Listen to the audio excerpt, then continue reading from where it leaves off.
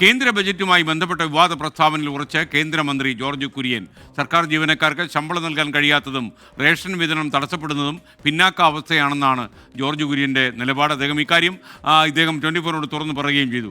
കേന്ദ്രമന്ത്രിയെയും BJP വിമർശിച്ച CPM സംസ്ഥാന secretary MV ഗോവിന്ദനും ഇന്ന് രംഗത്ത് വന്നു.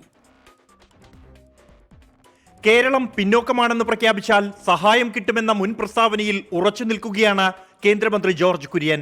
റേഷൻ വിതരണം ചെയ്യാൻ കഴിയാതെ പ്രതിസന്ധി വരുന്നത് പിന്നോക്കാവസ്ഥ അല്ലേ എന്നാണ് അദ്ദേഹം ഉന്നയിക്കുന്ന ചോദ്യം.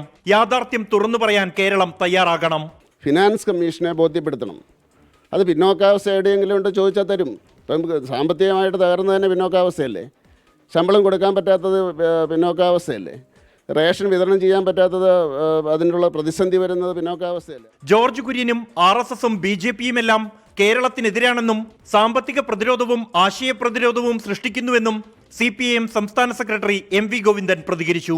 ഇവിടെ ദാരിദ്ര്യം വേണം, പട്ടിണി വേണം.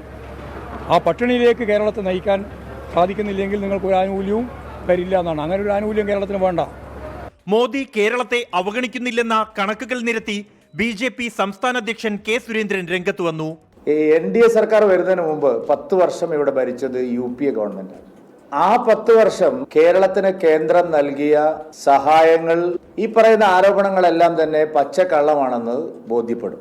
കേരള സർക്കാരിന്റെ ധനകാര്യ മാനേജ്മെന്റ് ശരിയല്ല എന്നാണ് BJP സംസ്ഥാന അധ്യക്ഷന്റെ ആരോപണം. 24 ഡൽഹി.